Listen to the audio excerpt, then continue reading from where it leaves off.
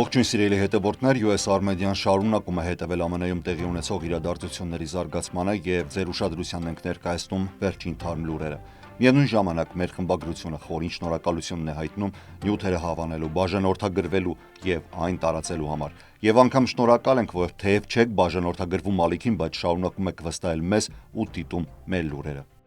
Նյու Յորքի ֆինանսական վերահսկիչ եւ դեմոկրատական քաղաքապետի տեխնացու Բրենտ Լանդերն այսօր ձերբակալվել է Դաշնային ներգաղթի դատարանի շենքում, երբ ձեռքով կապվել էր այն անձի հետ, ում այսը փորձում էր կալանավորել։ Լանդերն ասել է, որ եկել է ներգաղթյալներին դատարանից դուրս ուղեկցելու, սակայն երբ նա փորձել է պահել մի ներգաղթյալի, ում ձերբակալելու էին, Դաշնային իրավապահները նրան բաժանել են բռնի ուժով եւ ձեռնաշղթաներ հագցրել, մեղադրելով իրավապահին խանգարելու մեջ։ Ներքին անվտանգության նախարարության հայտարարության մեջ նշվում է, որ Լանդերը ձերբակալվել է իրավապահին խոչընդոտելու եւ հարձակման մեղադրանքով, սակայն Լանդերը իր ձերբակալությունը անվանել է ապօրինի, ասելով, որ դուք չունեք իրավասություն ձերբակալելու ԱՄՆ քաղաքացուն, որը պահանջում է դատական երաշխիք։ Նյու Յորքի նահանգապետ Քեթի Հոքուլը նույնպես դատապարտել է միջադեպը եւ այցելել է այն դաշնային շենք, որտեղ տեղի է ունեցել ձերբակալությունը։ Դեռևս պարզ չէ, թե Լանդերին ինչ մեղադրանք կառաջադրվի, սակայն վերջինս հիմա ազատության մեջ է եւ ահա թե ինչ է հայտարարել։ Ես սպառնալիք չէի կամ բռնություն չեմ գործել որևէ աշխատակցի նկատմամբ, գիտեմ, որ իմ դեպքում կիրականացվի պատշաճ դատավարություն եւ կունենամ լավ փաստաբան եւ իմ իրավունքները կպաշտպանվեն, բայց ներգաղթյալները ոչ մի դատավարական իրավունք չունեն, փաստաբան չունեն եւ այսօր գիշերը նրանք կքնեն Աստված գիտի թե որ այսի կալանավայրում։ Բանն այն է, որ ամեն մարդ պետք է փաստաբան եւ իրավական պաշտպանություն ունենալու հնարավորություն ստանա։ Այս քաղաքը ապաստան քաղաք է։ Նյու Յորքցիները արժանի են ավելի լավ քաղաքապետի, քան Էրիկ Ադամսն է, որը վաճառեց նյու յորքցիներին իր անձնական ներման դիմաց Դոնալդ Թրամփի հետ պայմանավորվածության գնալով։ Կալիֆոռնիայից դեմոկրատ սենատոր Ալեքս Փադիլան այսօր ելույթ ունենալով կոնգրեսում մանրամասն ներկայացրել է իր ձեռնաշղթայումը ներքին անվտանգության նախարար Քրիստի Նոեմի մամուլի ասուլիսի ժամանակ։ Նա կրկին ընդգծել է, որ ինքն ուղղակի փորձել է հարց ուղղել, երբ անվտանգության աշխատակիցները նրան դուրս են մղել սենյակից, գետնին գցել եւ ձեռնաշղթայել։ Նախորդ շաբաթ, երբ ես լսեցի ներքին անվտանգության նախարարի շուրթերից այնքան բացահայտ հակաամերիկյան արտահայտություններ, որպես սենատոր եւ որպես ամերիկացի ցանկացա խոսել, բայց նախքան անգամ հարցս հնչեցնելու հնարավորություն կունենայի, ինձ ֆիզիկապես եւ կոպտորեն դուրս հանեցին դալիճից։ Թեև բազմիցս բարձրաձայնում եմ, որ ես ԱՄՆ սենատոր եմ եւ որ ես հարց ունեմ նախարարին, եւ նույնիսկ այն դեպքում, երբ ազգային գվարդիայի ծառողը եւ ՀԴԲ-ի գործակալը, ովքեր ուղեկցել էին ինձ մամուլի ասուլիսին եւ կանգնած էին կողքից լուր լավ գիտակցելով, թե ով եմ ես։ Դուք տեսել եք այդ տեսանյութը։ Ինձ հրում եւ քաշում էին, ես դժվարությամբ էի պահում հավասարակշռությունս, ինձ գցեցին գետնին, ձեռնաշղթայեցին եւ տարան միջանցքով։ Հարգելի գործընկերներ, քանի ամերիկացի է մեր երկրի պատմության ընթացքում քայլել ցույցեր արել, արյուն թափել, նույնիսկ կյանքը կորցրել մեր իրավունքները պաշտպանելու համար։ Քանի ամերիկացի է ծառայել պատերազմներում մեր ազատությունները պաշտպանելու համար այստեղ հայրենիքում։ Եթե Միացյալ Նահանգների սենատորը պետք է վախենա բարձրաձայնել, ապա ինչպես կարող ենք ակնկալել, որ քաղաքացիները համարձակություն կունենան։ Եթե այնինչ տեսակ կարող է տեղի ունենալ տեսախցիկների առկայության պայմաններում, ապա պատկերացրեք, ինչ կարող է եւ արդեն տեղի է ունենում այն բոլոր վայրերում, որտեղ տեսախցիկներ չկան։ Ատլանտայում բնակվող իսպանախոս լրագրող Մարիո Գևարան, որը վերջին 2 տասնամյակում հայտնի է դարձել միգրացիոն գործընթացները փաստագրելով, ձերբակալվել է եւ այժմ կարող է բախվել արտաքսման սպառնալիքին։ Գևարան 2004 թվականին էր փախել Էլ Սալվադորից իր քաղաքական լրագրության պատճառով բռնության ենթարկվելուց հետո։ Վերջինս ուղիղ եթերում լուսաբանում էր Դեկալբ շրջանում բողոքի ակցիան, երբ ձերբակալվել է ոստիկանությանը խանգարելու եւ ապօրինի հավաքի մեղադրանքով։ Գևարան ունի ԱՄՆ-ում մնալու եւ աշխատելու իրավունք եւ ներկայումս ընթացքի մեջ է նրա գրին քարտի դիմումը։ Նրա փաստաբան Ջովանի Դիասը նշել է, որ Գևարան ամերիկացի քաղաքացի որդի ունի եւ ուժեղ իրավական հիմքեր ԱՄՆ-ում մնալու համար։ Գևարան հայտնի է նաեւ Facebook-ում իր 782,000-ից ավելի հետևորդներով։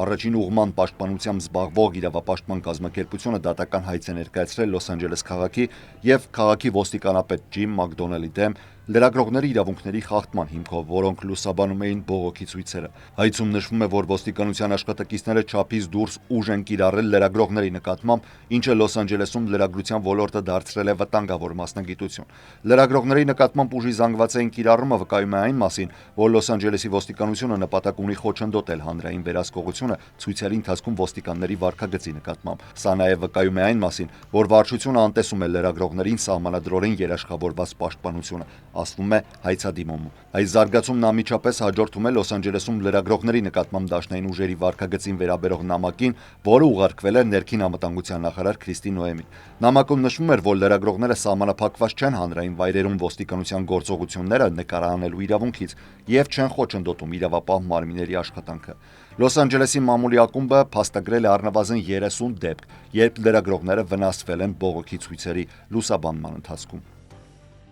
Լոս Անջելեսի քաղաքապետ Քարեն Բասն այսօր հայտարարել է քաղաքի կենտրոնում սահմանված պարետային ժամի վերացման մասին։ Բասը նշել է, որ հունիսի 10-ից ուժի մեջ մտած պարետային ժամը հաջողությամբ կանխել է հանցագործությունները եւ պաշտպանել խանութները, ռեստորանները, բիզնեսներն ու բնակիչներին վանդալիզմի դեպքերից։ Պարետային ժամը սահմանված էր քաղաքի ընդարձակ տարածքից միայն 1 քառակուսի մղոն փոքր հատվածում կենտրոնական Լոս Անջելեսում, որտեղ հիմնականում էլ տեղի են ունենում բողոքի ցույցերը կամ տեղի են ունեցել։ Հետաքննությունների դաշնային բյուրոն FBI-ը հայտնել է, որ Նյու Ջերսիում դաշնային ներգաղթի կալանավայրից փախած 4 կալանավորներից մեկը, Ֆրանկլին Նորբերտո Բաուտիստա Ռեյեսը, Հոնդուրասից կրկին ձերբակալվել է։ Նա կալանավորվել է, սակայն ձերբակալման մանրամասները դեռևս չեն հրապարակվել։ Անդրես Ֆելիպե Պինեդա Մոգոլյոնը Կոլումբիայից դեռևս հետախուզման մեջ է։ Բաուտիստա Ռեյեսը եւ Պինեդա Մոգոլյոնը, ինչպես նաեւ եւս 2 կալանավոր փախել էին Նյույորքում գտնվող Դելեյնի Հոլ կալանավայրից պատը ջարդելով։ 4-ն էլ ապօրինի ներգաղթյալներ են եւ մեղադրվում են նաեւ տարբեր հանցագործությունների մեջ Նյու Ջերսիում եւ Նյու Յորքում։ Մյուս 2-ը ավելի վաղ էին ձերբակալվել։ Ջոել Էնրիկե Սանդովալ Լոպեսը Հոնդուրասից ձերբակալվել էր փախուստից 1 օր անց Փասայիքում, իսկ Ջոան Սեբաստիան Կաստանյեդա Լոսադոն Կոլումբիայից հանձնվել էր Միլոլում կիրակի օրը։ Այս օրերին ամենաշատը քննարկվող երկրորդ եւ ոչ պակաս կարևոր թեմայի մասին։ Իրանը արաբական ծոցի երկրների միջոցով ուղերձներ է փոխանցել ԱՄՆ նախագահ Դոնալդ Թրամփին, հորդորելով ճնշում գործադրել Իսրայելի վրա հրադադարին հասնելու նպատակով։ Ի պատասխան Թեհրանը հայտնել է, որ պատրաստ է որոշ ճկունություն ցուցաբերել ԱՄՆ-ի հետ միջուկային բանակցություններում։ Սա Իսրայելի եւ Իրանի միջև վերջին տարիների ամենաարյունալի հակամարտությունն է, որն ընթանում է արդեն 5-րդ օրն անընդմեջ։ Երկուշաբթի Իսրայելը ուժեղացրել է հարվածները մի շարք թիրախների վրա, այդ թվում Իրանի պետական հեռարձակողին, որի ուղիղ եթեր ընդհատվել է հրթիռային հարվածից, իսկ հաղորդավարը ստիպված է եղել փախչել ստուդիայից։ Իսրայելը պնդում է, որ այդ շենքը ծառայում էր որպես կապի կենտրոն Իրանի բանակի համար։ Մինչև այդ դեռևս լուսաբացին Իրանի հրթիռները հարվածել էին Թել Ավիվին եւ Հայֆային, սպանելով մի քանի մարդու։ Հակամարտությունը սկսվել էր ուրբաթ օրը իսրայելի անակնկալ օդային հարձակմամբ, որի հետևանքով սպանվել էին Իրանի բարձրաստիճան զինվորականներ եւ միջուկային գիտնականներ։ Հարվածներից շարքից դուրս են եկել Իրանի գործող 3 ուրանահարստացման կայաններից առնվազն 2-ը։ Իսրայելը հայտարարել է, որ նպատակ ունի վերացնել Իրանի միջուկային զենք ստեղծելու հնարավորությունը։ Թեհրանը հերքում է, թե ունի նման ծրագրեր։ Նույն օրը ԱՄՆ նախագահ Դոնալդ Թրամփը հայտարարել է, որ G7 գագաթնաժողովից շուտ է վերադառնում Վաշինգտոն մերձավոր արևելքի լարվածության պատճառով։ Թրամփը կրկին շեշտել է, որ իսրայելական հարձակումները կարող են ավարտվել, եթե Իրանը համաձայնի ընդունել ԱՄՆ-ի պահանջները միջուկային ծրագրի խիստ սահմանափակման վերաբերյալ։ Նա նշել է, որ Թեհրանը պետք է վաղուց ստորագրած լիներ միջուկային համաձայնագիրը եւ հորդորել է Իրանի բնակչությանը անհապաղ լքել վտանգավոր տարածքները։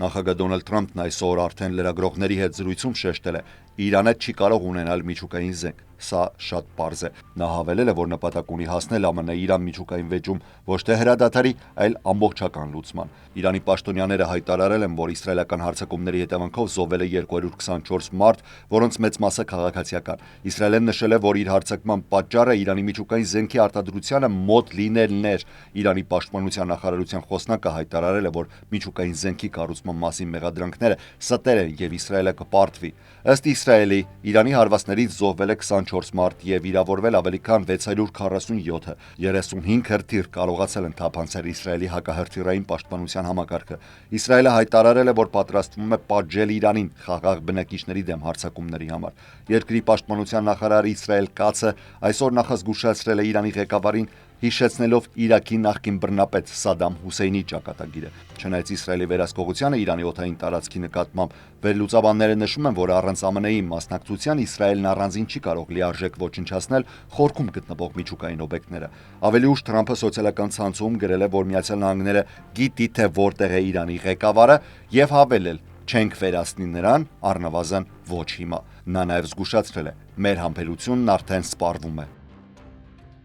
Իրանի 86-ամյա գերագույն առաջնորդ Այաթոլլահ Ալի Խամենեին հայտնվել է մեկուսացված վիճակում, կորցնելով իր հիմնական ռազմական եւ անվտանգության խորհրդականներին իսրայելական օդային հարվածների հետևանքով։ Այս կորուստները ստեղծել են լուրջ բացեր երկրի ռազմավարական ղեկավարության մեջ եւ մեծացրել սխալ հաշվարկների վտանգը։ Զոհվածների թվում են հեղափոխական պահապանների կորպուսի գլխավոր հրամանատար Հուսեյն Սալամին, հրթիռային ծրագրի ղեկավար Ամիր Ալի Հաջիզադեն եւ հետախուզության ղեկավար Քազեմին։ Նրանք Խամենեիի ամենավստահելի եւ ազդեցիկ խորհրդականներից էին, ներգրաված նրա ռազմավարական 15-ից 20 հոգանոց խմբում։ Չնայած նրան, որ Խամենեին վերջին խոսքն ունի բոլոր կարևոր որոշումների հարցում, նա միշտ հիմնվել է տարբեր կարծիքների վրա եւ ցուցաբերել ճկունություն։ Սակայն ներկայիս կորուստները տեղի են ունենում Իրանի համար ամենավտանգավոր պահին՝ տնտեսական ծանր ճգնաժամի, ներքին անհանգստությունների եւ արտաքին ճնշումների ֆոնին։ Իսլամական հեղափոխության պահապանների կորպուսը Խամենեիի իշխանության հենասյունն է եղել, պատասխանատու լինելով ինչպես ներքին կարգի պահպանման, այնպես էլ տարածաշրջանային քաղաքականության համար։